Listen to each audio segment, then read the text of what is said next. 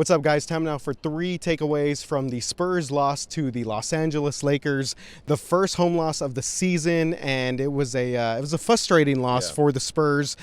They lose, of course, LeBron James, Anthony Davis. David, what was your first thought here on the game? My first thought was this thing could have got away from the Spurs. So I give the Spurs a lot of credit for being able to come back from that large deficit in the third quarter and make it a game of it. Actually tied it at 90 and had a chance to win. But, I mean, Spurs did not play very well in the first half, and you're just thinking, man, the LeBron and Anthony Davis can just run off with this thing. But the Spurs hung in there. I give them credit. Second half, it was a completely different team, more aggressive on both ends. Kind of put our will out there on the game. But it came down to us making one too many mistakes, a couple turnovers, couple offensive rebounds that we gave up, 2 threes to Caldwell Pope. That kind of hurt us. We made it tough on ourselves, but we still was right there. All right, David, speaking of aggressive, Dejounte Murray was incredible, really kind of willed the Spurs there in the fourth quarter. How do you see Dejounte kind of progressing here? Well, here's the thing. He's on his time limit due to the doctors and Pop making sure that he enforces that time limit rule. But he scored 16 points in the fourth quarter, and he only played 7.5 minutes. So I think what you do, despite the loss, you get excited about what this kid can do when he's no longer under those time limits. But for now, he's under the time limit, and, man, he was aggressive in the fourth quarter, and he was fun to watch. And here's what he had to say about his performance in the fourth. I try to stay aggressive, the whole game. It's tough because I'm trying to do a lot, dealing with the minutes in the back of my head, knowing that I only got limited minutes.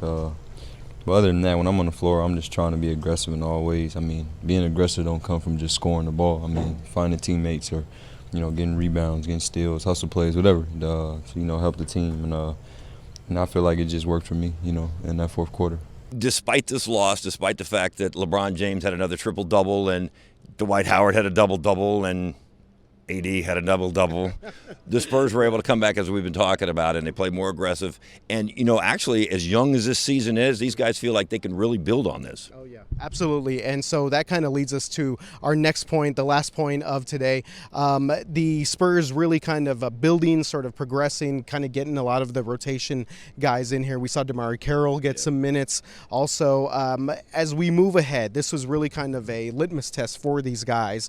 How do you think they performed, and what do you see kind of in the near future? Well, you're talking about 2 of the top players in the league, if not 1 and 2, then maybe 2 and 1 or something. I mean, when you're talking about Anthony Davis and LeBron James on the same team, and if we go back to Kawhi Leonard and the Clippers, I mean, you're talking about another top 3 player in the league.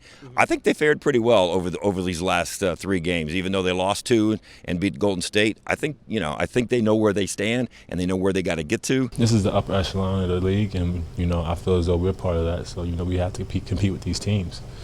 We put up a good fight. We just have to do it for 2 halves, and if we continue to do that, we'll be fine. But they're a good team. They have a lot of great players, a lot of talent, and we fought with them. Just getting Dejounte off the minutes restriction, I think, is going to make a world of difference, because you combine Dejounte with Derek White now, because I think right now Pop is maybe staggering some of the minutes for those guys. So I think that's going to be a big help for the Spurs moving forward. As they continue to move forward, they have to beat the teams they should beat, unlike last year when they lost 2. If they can continue to beat the teams that they should beat, I think by the time spring rolls around, they'll be in pretty good shape. Yeah, speaking of that, they play at Atlanta coming up next, and then their next home game is Thursday night here against Oklahoma City. 2 very winnable games for San Antonio here as we move along in the week. Does Oklahoma City still got an NBA team? They do. After all that stuff. All right, that's going to wrap it up, isn't it? That'll wrap us up. That'll wrap us up. So how do we end? Go Spurs, go.